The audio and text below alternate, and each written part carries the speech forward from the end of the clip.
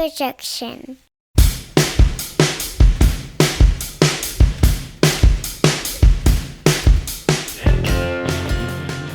Hello, welcome to the podcast Taking It Down. We're part of the Alabama Take family of podcasts and writings, and we're growing more and more every day. You can find more there at thealabamatake.com, including a link to our shop at our online store. It's just a TeePublic store for now, where you can get any of our t-shirts, logos, on mugs, whatever. You know, we have a lot of shows and a lot of different logos that you can mix and match on colors and find yourself something. That money goes to us. It helps with the site cost. We are a DIY website if you haven't figured it out, so anything like that is very helpful. If you want to just donate, that's awesome. There's also a link you can click to donate. You can pick Buy Me a Coffee. You can just go straight to Venmo if that's what you want to do. It will take care of the alabamatake.com. But today on our show, we fools of Taking It Down, we're going to give some varied opinions. A very short, brief, non-spoiler third episode of David Simon's show, We Own the City. Just very quick thoughts. That'll be on HBO Max if you haven't watched them. Only 3 episodes have aired. It's a 6-episode show. We will talk about The Challenge All-Stars, which has made its return on Paramount Plus, with 2 episodes dropping for its 3rd season premiere. If you know us, we rarely avoid talking about The Challenge. It's going to be a wonderful show today, I can guarantee you that, listener. Stick with us. A quick programming note, though, we will be off next week. No episode of Taking It Down on May 24th. You want to know why? We'll all be celebrating Bob Dylan's birthday. The man's 81. That's a miracle. That man is 81 and has a Nobel Prize. What more does he need? And a new mattress that... Go on about the mattress. Did you never see that? It was like a classic clickhole thing where it was like, we're going to buy Bob Dylan a mattress if enough people like donate to buy Bob Dylan a mattress. And I think they actually did it. No, I missed that. It was Luckily, years ago. He's got everything as far as awards go. Well, I mean, he's not an EGOT, I suppose, but he does have an Oscar. I mean, he's anyway. I could go on and on about this, but we won't get to next week because we won't have a show. We'll take a break. What we'll do is we'll take that break, and maybe you, if you're a wrestling fan, that'll give you time to check out and indulge yourself on one of our new podcasts, Alabama Slam, which will be out on May 20th, Friday. So check that out instead, okay? Joining me today, you've already heard from him. Do I need to introduce my usual co-host that you've come to hate? First off, here's the guy who's responsible for Twitter banning free speech. This is him. It's Adam Morrow. I'd do it again too, Blaine. In a heartbeat. It's Elon Musk's #1 rival these days. And by way of introduction, I'll say our other co-host, maybe better known as the brilliant mind behind TikTok. It's Donovan Reinwald. It's great to be here, Blaine. You know, I'm not a big ASMR guy. It always felt like bullshit to me.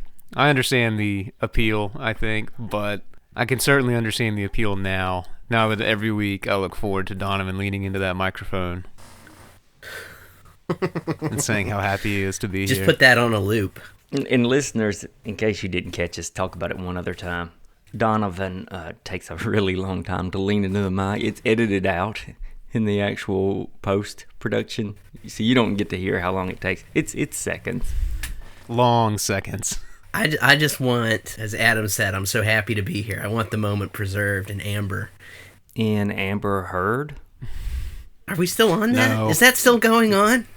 It opened up the SNL cold open last night. Rather than doing a political sketch, they did a Johnny Depp on the stand sketch. Then it wasn't very good. So, yeah, apparently America is still on that. I'm over it. I never was on it. Well, you were never on it, so you can't be over it. Yeah, I complained about it a couple weeks ago. Let's do our first official segment on the show. It's the Done Up Real Good Listener of the Week. This week, Dr. Haley Campbell. She was at the show. Ah. Yeah, give it up for Dr. Haley.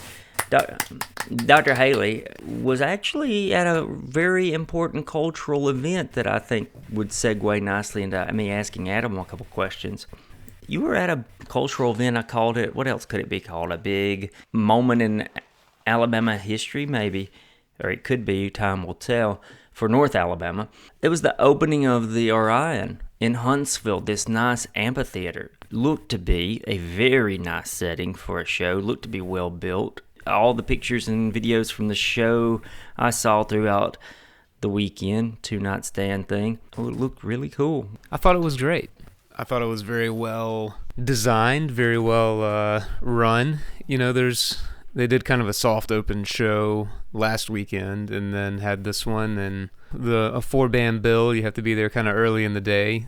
We had plenty of time to walk around and kind of peek in different places, and it was, there's some stuff like the event staff is still getting up to speed, as you would expect, but all things that will be smoothed over. The actual nuts and bolts of the operation were fantastic.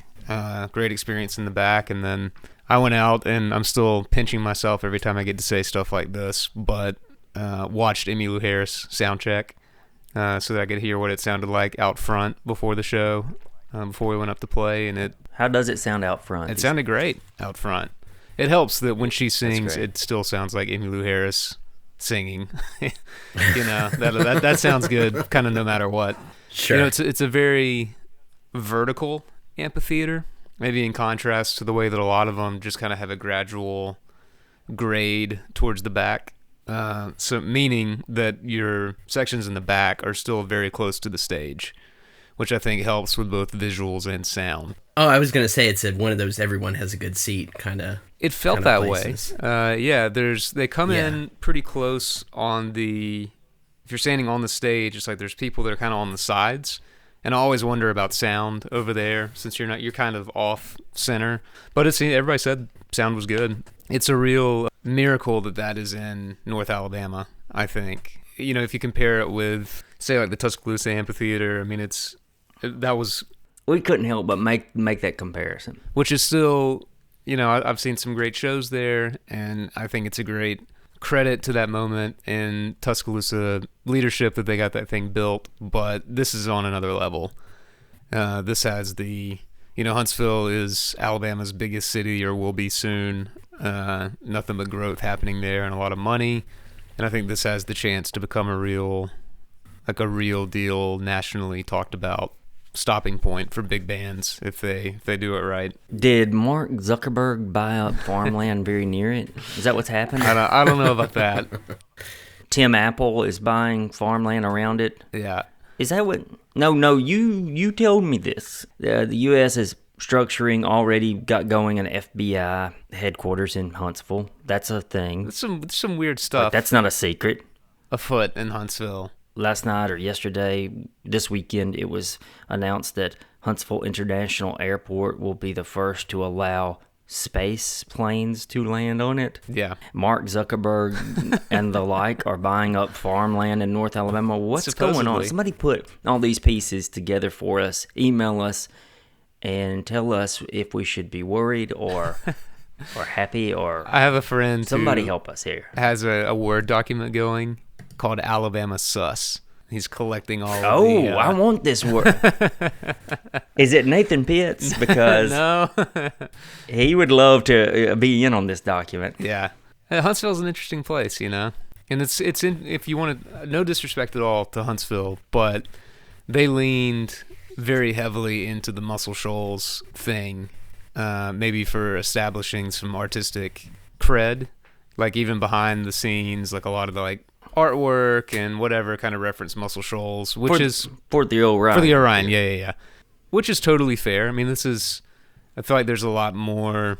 I mean, people go back and forth between those two areas of North Alabama pretty frequently for work or for whatever. Mm-hmm. So, yeah. But it'll be interesting. A place that has this much explosive stuff happening in terms of population growth and financial growth. Well, yeah, you're laughing. And an arsenal. Bomb. Yeah, but. Literally, I just mean population, and please don't come investigate me. I live 30 miles south of Huntsville, 35 minutes south of Huntsville, and it's twice a year, 3 times a year that we'll get an email or the newspaper on Facebook or whatever will say, "Worry not, the loud noise you heard was a test being done in Huntsville today." Wow. Oh, yeah, about twice, about 2 or 3 times a year. And it will be a very loud boom, and we're 35 minutes away. But it'll be interesting to see all of those factors that maybe don't have like a super rich cultural history or arts culture history. You almost have like a new base that is ready to support stuff. I mean, they've had the Von Braun Center going. I saw Bob Dylan there right before the pandemic, and it was great and well attended. So it seems like people are stoked and ready to come out and support. Bob Dylan, who turns 81. I don't know if we've mentioned that. Yeah, I've heard tell. As long as Huntsville doesn't dump cancer in our water down here, just don't be doing shit like that. They're up there building bombs. That's maybe bad enough. Space bombs.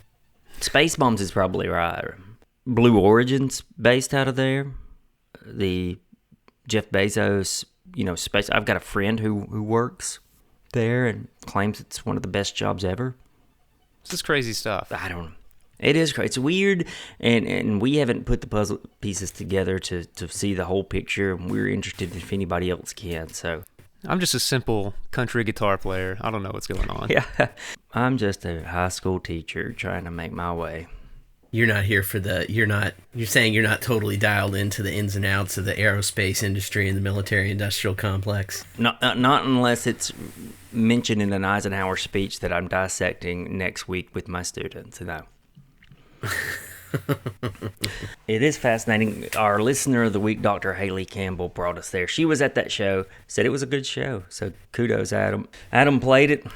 Real cool bit of history to be involved in there. Let's shift gears. I damn near am lost in the deluge of movies and TV, and it's just going to get worse, especially with movies, because summer. We honestly could do at least half an episode, if not a whole episode, on any one of these shows I'm going to mention. I'm just going to rattle off some. Adam and Donovan are going to chime in. These are some I've either been actively watching and haven't talked about on the show, or want to start out watching very soon. And this just gives you an idea of how crazy it all is right now.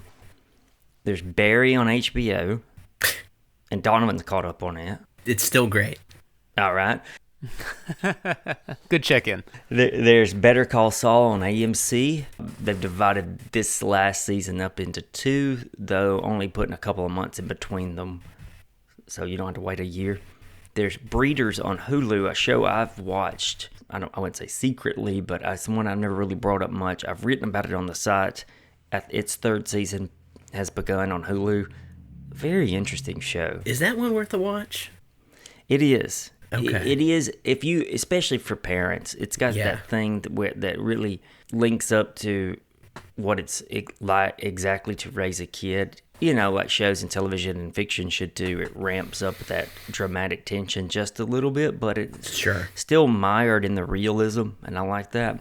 There's The Staircase on HBO Max, which sounds intriguing. I haven't started that one.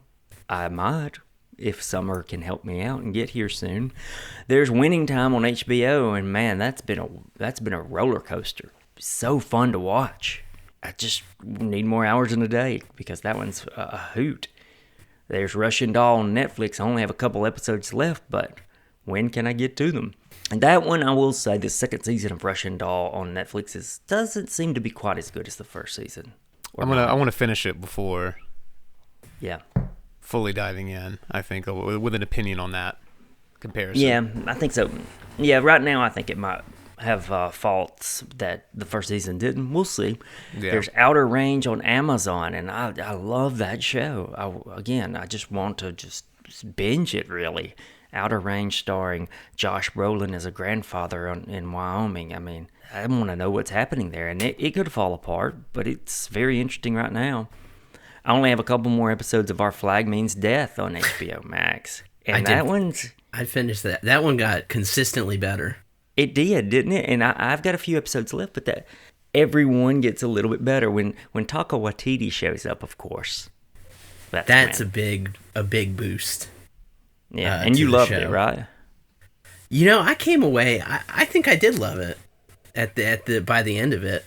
Once you kind of get into the rhythms of the characters, it hits the point where, like, when characters say something, it's like, oh, everything they say is funny. Mm-hmm. You pulled out Black Pete especially as someone who is hilarious.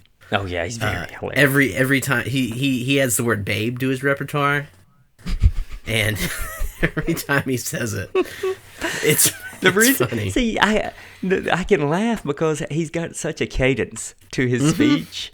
And so when you tell me what he says, I can hear it. You know, he appears in the show Outer Range as a deputy. Really? Yeah. So he's having a good year. Yeah. Good for him. Funny guy. He's kind of funny in that too. Made for Love is back on HBO Max for its second season. That did not take long for a second season to appear. And we haven't... we talked a little about that first season with Kristen Maloney. You know, it's just lost in another bunch of TV shows. That one got lost in the shuffle for me. I hate to say. Yeah, it did. Hacks on HBO Max, again, second season. Now, Adam is the only one of us three who watched Hacks season 1, but I think all three of us want to watch the show. I'm surprised that y'all didn't do season 1. And I know that it's a time thing and that that's the whole point of this portion of the show today, but it is so good and so up y'all's alley. And season 2 has started off strong, so y'all got to get in on this. I do believe I will make an effort to on some of these summer days that might work well for a lunchtime viewing. There's Shining Girls on Apple TV. Elizabeth Moss, almost can't go wrong. This is supposed to be a timey-wimey, type of show on Apple TV Plus. I think Apple TV Plus is putting out quality television. They're not doing the Netflix things where they're giving you 30 shows a week. They're doing like one show a week after another one has ended and kind of playing smart, I think, with their shows and try to do quality over quantity. Then there's The Baby on HBO. We all three debated watching this one. We on This City kind of got voted in its place, and we went with that. I'm still intrigued. And the wife and I have specifically set aside Under the Banner of Heaven on Hulu with Andrew Garfield investigating an 80s Mormon murder case. I mean, those three things alone sound, Andrew Garfield, 1980s murder case, Mormon. I mean... 4 things. 4, excuse me. My math is not so great. Anyway, guys, that's kind of why we're taking a break next week. We're going to see if we can't watch a few of these things. Not to say, I think like Top Gun's about to be in the theater. I'm eager to see that. Probably will see it in the theater if I can make it to the theater. And it's a promising, for a show like us, it's a promising time of year. And I'm not complaining at all. I'm just saying I'm so pumped. I'm just going to take a week off and just drown in the deluge of just the fun. It is odd to go from the pandemic era of consumption where it was like clinging to the life raft of, if anything was like remotely good, it's like, oh my God, this has to get me through the next 8 weeks or whatever, to now just being, things are ramped back up. I guess it's been ramped up for long enough that we have what we have right now, just a glut of potentially great stuff. Oh, I didn't even mention Atlanta, which I'm way behind on. Atlanta has been consistently. They keep doing these one-off episodes that don't really intersect, kind of like they did for the opener. The last one they did was really interesting and really great, I thought. I'm pumped. There's definitely not resting on their laurels, and they're not the crew to do that. No. They're not the kind of crew. No, they're not. And then Atlanta's been great. That takes us to one of the shows we are keeping up with or did an okay job of. We Own This City. We're not going to do spoilers for this third episode at all. There are only 3. There are going to be 6 total. I just want Donovan to very vaguely... I know you're going to tell me that it was probably good. My question, I suppose, is did it just progress the story in the third episode and give you some of those ideas so that you see where they click together and how this character clicks and fits more with, Yeah. Is it just more of that? It was a lot of that. It was what my mini review is. It is extending what we saw in the first 2 episodes. Mm-hmm. So, like, you've got Jenkins getting more into you see him getting more into the corruption that's going to bring him down. Is watching him devolve into that corruption, that's probably the centerpiece. It looked as though it was going to be after episode 2, right? Yeah. Yeah, and that's John Bernthal's character. He's doing real good.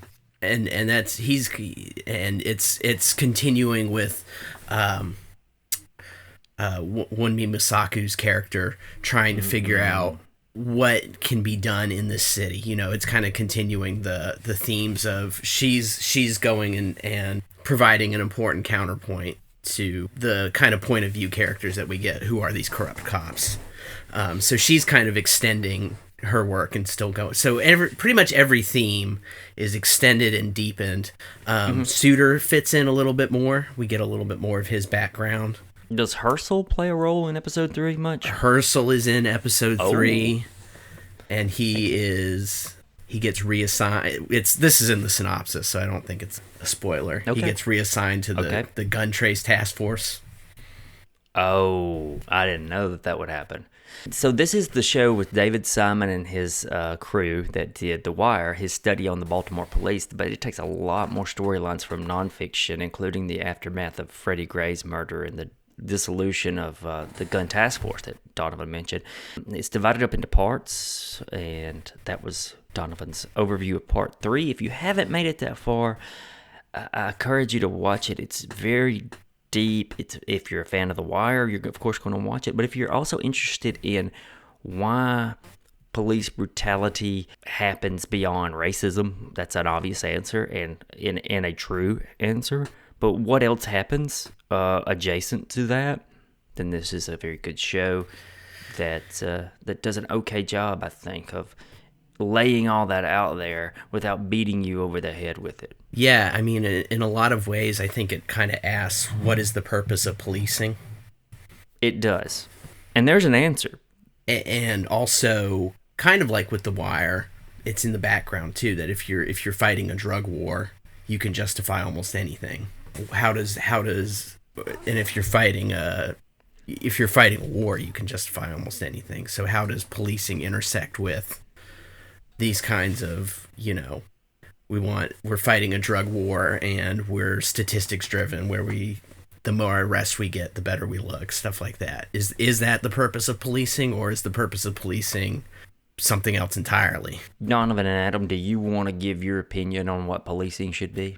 I think we've seen even the show itself presents some alternative. I'm by no means an expert, but we do see, at least in the show, cops who are seem to be more interested in community policing, where they're more embedded in the community, and it's more about building trust and rapport with the communities that you're embedded in, instead of, I think earlier in the show, there's a line like, there's no greater dictator in America than a beat cop on his patrol. On his corner, thank you. And I think I'm not an expert, and there's a lot of complicated issues there, but I think that we do kind of we're at least offered some alternatives to think about. We're offered some alternatives to think about what is, if the motto is protect and serve for some places, what does that actually look like? Mm-hmm. And what does it look like when it falls apart? In the awful wake of George Floyd's murder, defund the police became the rally call. So feel free to mention that and where you are with that. But what should policing do, Adam? I mean, I think I would just echo what Donovan said without being able to. I haven't watched the show, so my touch points aren't the same. I don't have that to reference, but it's, if you're engaged in the community that you work in, I think it's always, I know this is a problem in bigger cities than what Blaine and I live in, for sure, but even in the Shoals, there's definitely a lot of folks who drive in from the county to police folks that don't look like them or think like them or whatever in the city proper, which is problematic for me, which is, again, just goes back to that phrase of community, that are really engaged with a place and don't kind of don your police armor both mentally and physically when you go to work, then I think you view people differently. That's got to be a huge, Blaine, you mentioned in the wake of the summer of 2020 that ACAB and defund the police and all these things kind of became mottos, but they may overlook the fact that there are bad guys and bad folks in the world that society has to find a way to deal with. So it's not nothing simple, It's almost like, at least some of the stuff that I've read postulated that there's one of the problems with policing is it almost gets this kind of mission creep where every other service has been defunded. Yeah, so that was going to be the next thing I said, was that it would probably 99% of cops would be in favor of this. Let's say what policing is not. Yeah. It's just not social work. It's not an EMT. It's not a therapist. It's not whatever. Crisis counselor.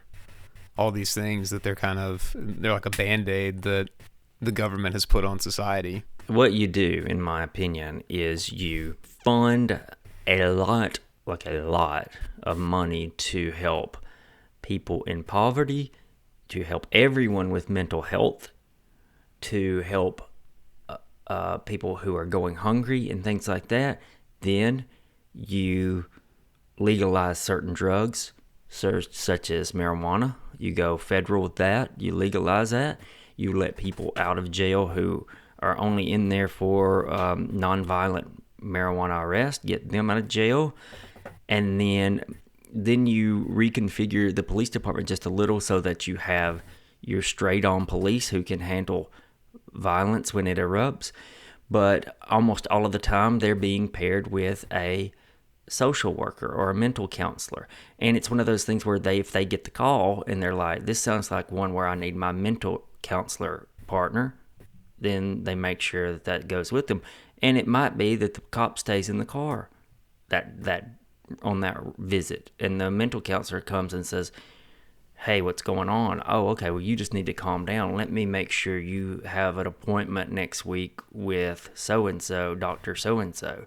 And then they get back in the car and they go back. It's not, it's the old, if you see everything as a nail, you're going to bring a hammer. Yeah. Kind of thing. Yeah. And that's not the way to do it. And I don't know how this fits into this conversation, but I think we do see one of the things that the show has in the background is what communities are policed or over-policed. Mm-hmm. Especially, I remember in the first episode, it's all the people being rounded up and brought in and harassed are all black men. Somehow in this solution, it's got to be so that a particular, and maybe it just goes back to community policing or something like that. But these communities that are not being targeted by over policing. Yeah. And you should live in the area you're policing. Yeah. We could go on, and this is what this show will get you to think about if you watch it with a keen eye. Yes, or even if you halfway watch it. Let's go into our break, and on the other side, we're going to talk a much less involved conversation with the Challenge All-Stars. Hey, listeners of Taking It Down, let us know if you are a listener. We need to know. Who knows? You could be the #DoneUpRealGood listener of the week. Reply to us online. Comment on the site, at us on Twitter, Facebook, Instagram, or TikTok. We'll know you've tuned in, and maybe you could win Listener of the Week.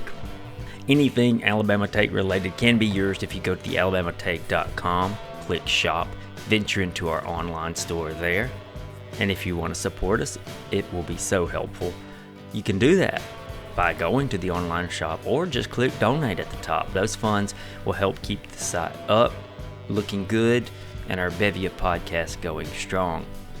As for this show, Taking It Down, we'll be off next week. We're going to play catch up. But you know what?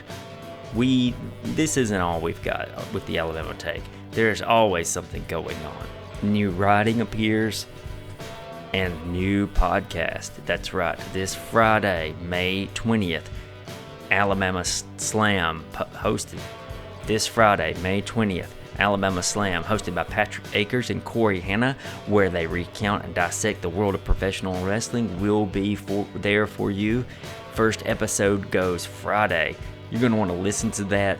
Find it in your podcast app, Alabama Slam. And you know what? Coming in June, just a few weeks away, is the 3rd season of the funny and the cruel This Song Sucks, brought to you by Josh Kavanaugh and Hayden Crawford. 3rd season of that, destined to be a favorite amongst the crowds.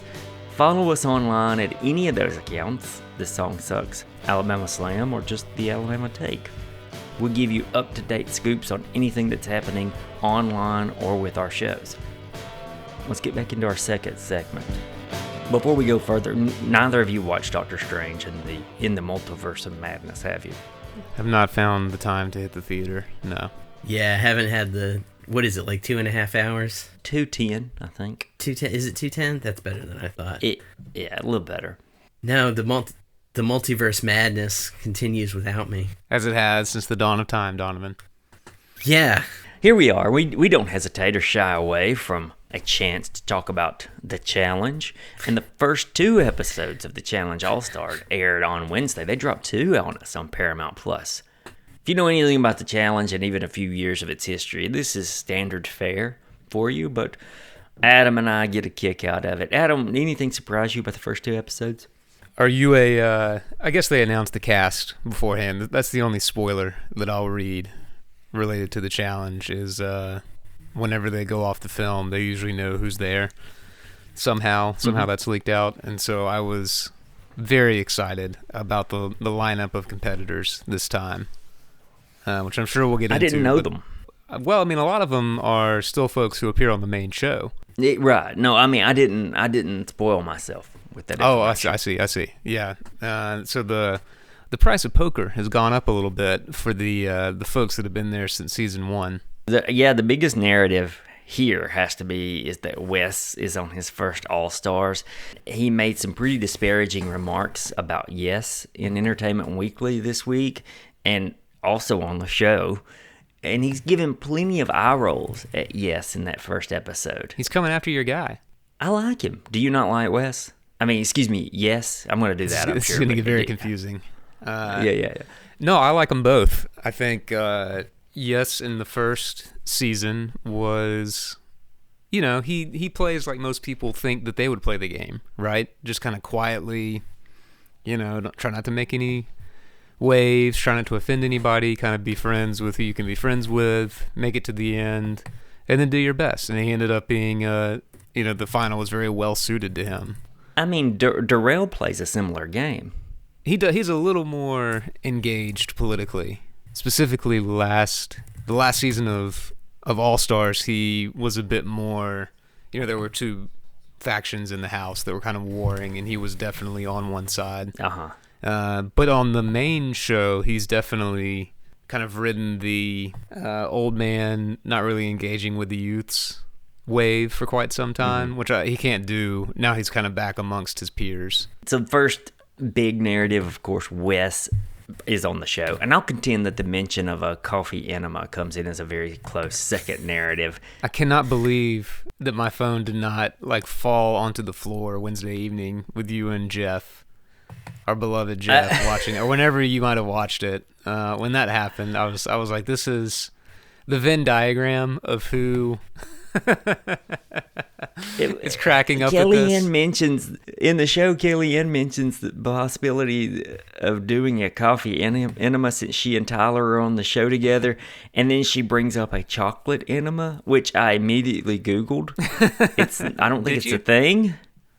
Yeah. No, why would it be? Now, the reason that we're laughing... That's what I wanted to know. The reason we're laughing so much is if you have never gotten on YouTube and looked up the My Strange Addiction coffee enema episode or scenes or whatever, highly recommended. It's held up quite well. Mm-hmm. About 8 or 9 years ago, that was just the most pervasive running joke amongst our friends was that we were definitely going to get around to trying a coffee enema. And, that's the joke part, is that we were not going to do that. But, geez, there is some intrigue there, isn't there? I don't know. But Tyler's gone from after the first episode, so we might not see that. You got a gal or a guy you're rooting for in particular? I was sad to see Tyler go. Tyler seems like a nice guy. But at this point, most of these guys were fan favorites at some point. Or if not favorites, then people that you loved to hate. I'll start with the women's side. There's a few folks that are making their first appearance who are definitely younger than some of the other castmates. That's Sylvia, who I think seems to be just a lovely human being. She's there, and I think she'll offer a lot of great insights in her talking head, her confessional stuff. Kayla, who is like maybe 30. I don't know how she's on All Stars already.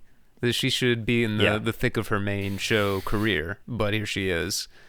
Who's always been physically, has all the tools in the world, but mentally, we saw her work with the puzzle this week. Maybe not the sharpest. It'll be interesting to see how they do. I mean, I still think in episode 2. So are we into episode 2? Can we spoil things? I'm just talking about them as kind of both as a whole. Yeah. So episode 2, when John A. immediately figures out how to do that swing in the daily and kicks the thing to get the balloon, do the whole puzzle. It's like, how is she good at everything? Until someone proves otherwise, I think she's the person to beat on that side. Yeah.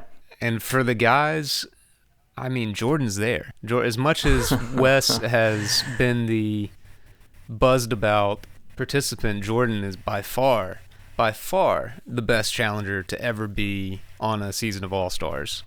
And this guy has making a new sartorial choice with the cowboy hat. Yeah, and the hair that just seems to... In the hair. Get the buzzer out and the clippers out and do it in the dark. I think that's kind of his approach to his haircut. But hey, he's making it work for him. It was interesting to see Naya, his old frenemy, I guess, back. They were on Real World together, and she ended up actually getting kicked off right before a season of the challenge for basically like sexually assaulting him in a way. It was real weird, but they always had a very strange, like they were friends but just took it too far kind of thing. So, and but now they're dating. I don't think they're dating. I think they're good friends now who maybe realized, they both had to have that moment both individually and together where they said, I've made mistakes on this show in the past, that maybe acknowledging how much the climate has changed in the last 5 years, that they probably would have just been permanently canceled, banned for some of the things that they've done, but they're franchise favorites, kind of, especially Jordan more than Naya, but they're back. Is it concerning that MJ's walking around with an e-brace? Was he last season too? He seems like that old... Not that I recall. Seems like maybe that old kind of athlete that just always had the knee brace on sometimes. Perhaps, but I've noticed it a lot this season. But it does crack me up. Yes, and Jordan making the sartorial choice of hats, especially in confessionals. Yeah. Do you relish Jimmy being on the show for someone to just hate? I don't know why she's there necessarily, and I realize that she's like if there's a little to gross people out, I guess. There's like a little fire popping. Maybe she's the can of gasoline that reality TV needs, but you kind of get that from like a Tina character already, who does it with, can actually compete at times and is much funnier. So I don't know why. You missed Save the Palace. Will it come back? Feels like it might. Maybe. We could. So the stars, if you win your elimination, you get a star, or you get the other person's star, is kind of the idea. That's a twist. Biggest twist I guess we've had thus far.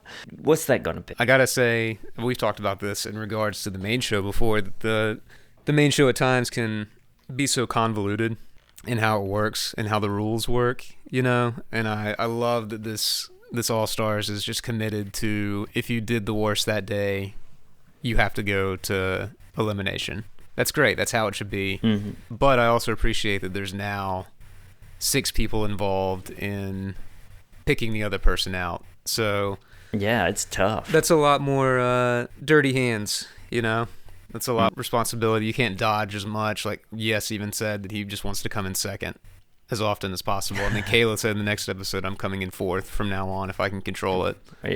Just middle of the pack is the place to be. I don't know about the stars, though. Who knows what that's going to do. Did they tease Bananas joining the cast or making an appearance? They teased it after the first episode where they kind of had that almost season-long trailer.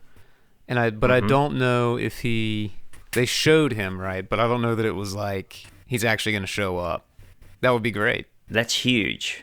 Even just teasing him is pretty big. They used to do fairly frequently, they would bring in like some heavyweights for eliminations, right? Like CT did it a few times.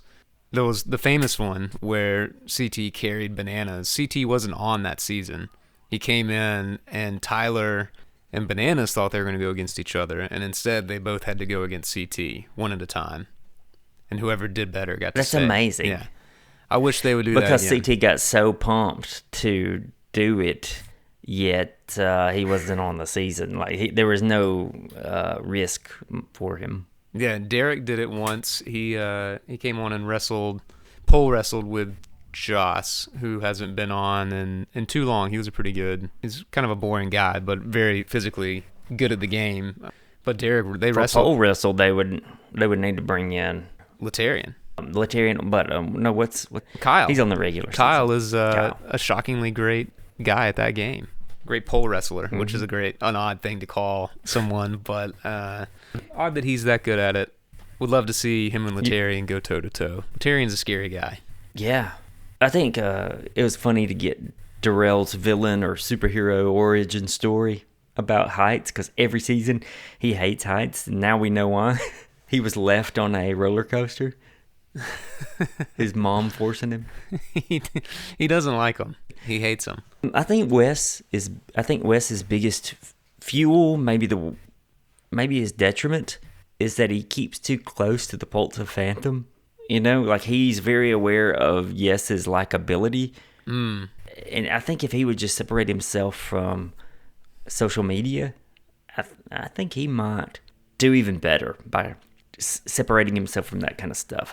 But nonetheless, I am so here for the Wes versus Yes feud that's brewing, and then throw Jordan into the mix.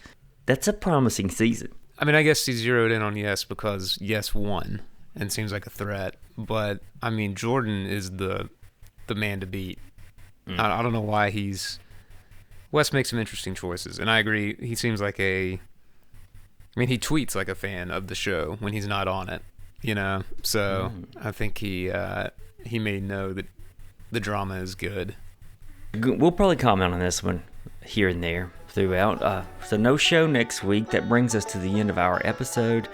We thank you again for listening. As always, follow the Alabama Take on Twitter, Instagram, Facebook, and TikTok. We'll keep you updated on what's coming on this show, as well as the website and other podcasts. Don't forget, Alabama Slam debuts Friday, May 20th. You can find it on any podcast app or directly from our site. We'll be back on May 31st, and we will talk to you all then.